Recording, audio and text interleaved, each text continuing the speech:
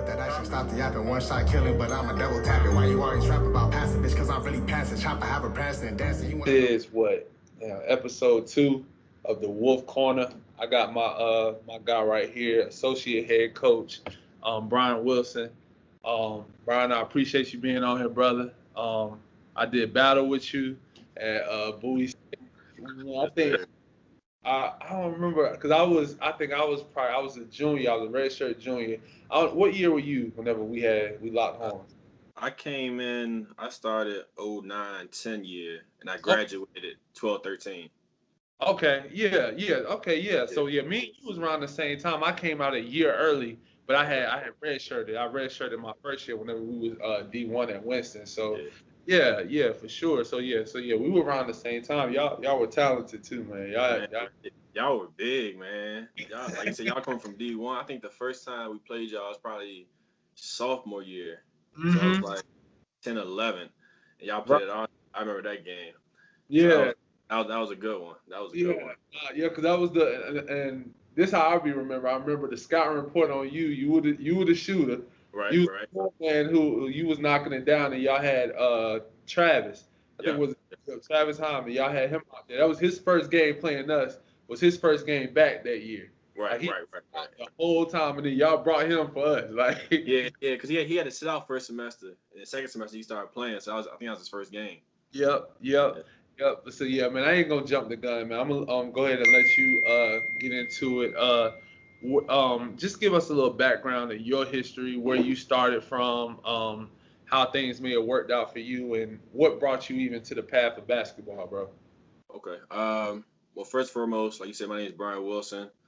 I've been playing basketball since I was like 6 years old. My father's actually a basketball coach in the D.C. area. Okay. He's been coaching for like 35, 40 years. So if you mention his name in D.C., they'll know who he is. Nice. So, I started playing like 6, 7. Played AAU, growing up. Played with some good guys. Kendall Marshall, he went to UNC. Okay. Played with Thomas Robinson, went to Kansas. So we had some good guys on our team. My cousin Chad Wilson, he was ranked like number 1 in the country when we was like 9 and 10 years old. Wow. So, we had some good guys on our team. Going to high school, I went to Riverdale Baptist, right in Largo, Maryland, not too far from where I'm at now at Bowie. End up going to Bowie State. I chose Bowie on my visit. I was just walking through, the campus. Faculty member just randomly stopped me. It was me and my parents. We was just walking through the campus, and they stopped me. No idea who I was. No idea I was a basketball recruit. But kind of just gave me some advice. You come to school here. It's a family environment.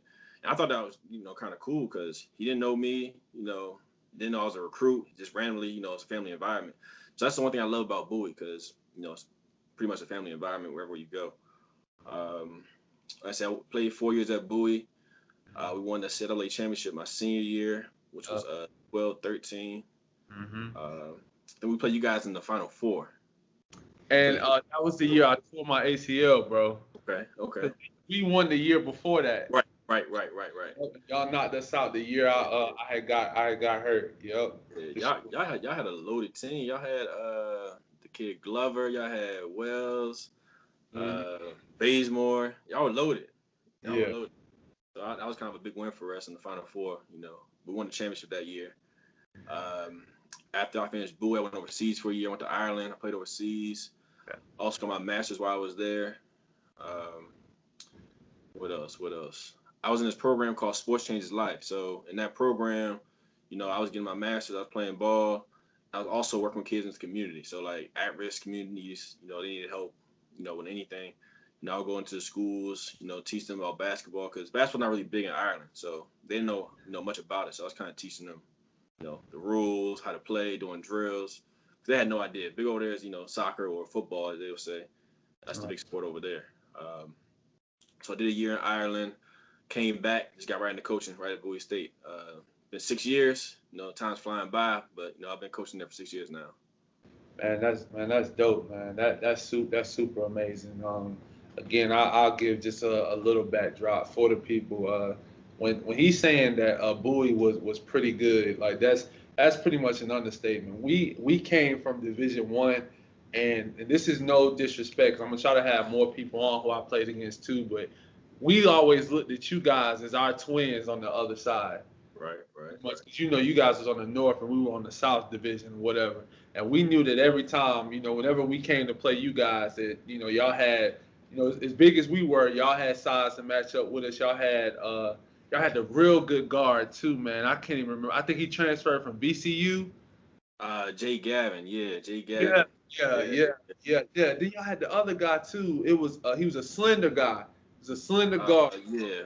Brian Westmoreland.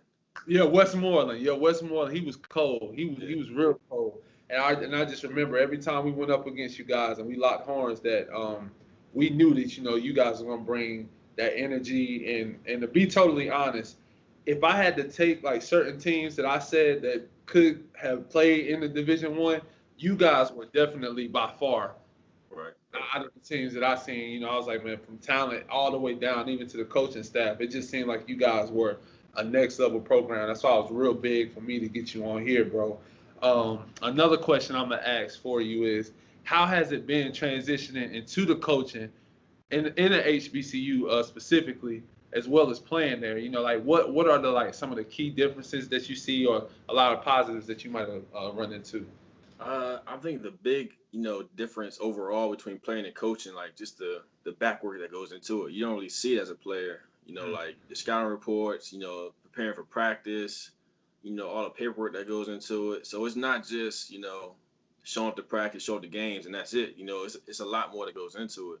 So that's a big thing. Like I didn't really, think about it as, as a player. Right. Even though, like, like I said, my dad's a coach, but I didn't really, you don't think about that when you're playing. You think about, practicing the games. Mm-hmm. So I think that's probably the biggest difference, that's kind of eye-opening to me when I started coaching. But I think the kind of the pros of being at an HBCU, you're around people that are kind of like you, people that look like you, people that have been through your experiences. Like I said on my visit, the guy came and just talked to me out of nowhere. I didn't, like I said, I didn't know him. He didn't know me.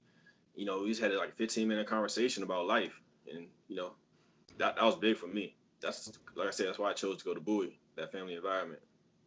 I think all HBCUs are probably like that. Like I said, I only been to Bowie, but I'm sure at Winston, it's probably a family environment as well. Mm-hmm. Yeah, nah, for sure, bro, and that's definitely something that I want to get out as well. Is that they do really, just like you said, they really do take care of the players, and they really do try to make you feel like it's really home, and especially being in the CI, which is a legendary HBCU conference that has put so many guys on, and it just got so much history with it. What would a question I asked, I just asked Murray Garvin at South Carolina State, the head coach there. What would you think would be ways that you could sell Bowie to a kid coming up who may not look at an HBCU that's maybe known for basketball? I mean, obviously we know how big time you guys are as well, for instance, as well. But what would you say? How would you be able to get more kids, our higher level kids, to consider schools like where you are currently? Right, right. So I would say, as a high level player, even all players, you want to get to that next level. You want to, get to the NBA. You want to get overseas. You want to play, as a professional basketball player. So at Bowie, I feel like you can do that. We had, I think, in the last 10 years, we had like 12 guys going to play overseas. And Big Trav, like he's saying, he wasn't going to play in the D League. He had a chance to, possibly make an NBA roster, but, he ended up in the D League, went overseas for a couple years. He's not playing anymore, but it's possible to get overseas from that level. And, the camera's going to come out wherever the big time players are. So because they're going to Dukes and North Carolina, they're going to those games. But those guys, those top level talents start coming to the HBCUs, the camera's going to follow them right there, right behind them. I got you. And so another question I got for you, bro, is what about with the support that we see so many people trying to make a difference into the in the climate of the world that we're in now. And one thing that I always say is that if we are really going to talk about certain things, then we need to start supporting not only schools like a Bowie or schools like a Shaw, wherever, just historically black colleges. But we also need to support brothers like yourself who are out here really putting in the work.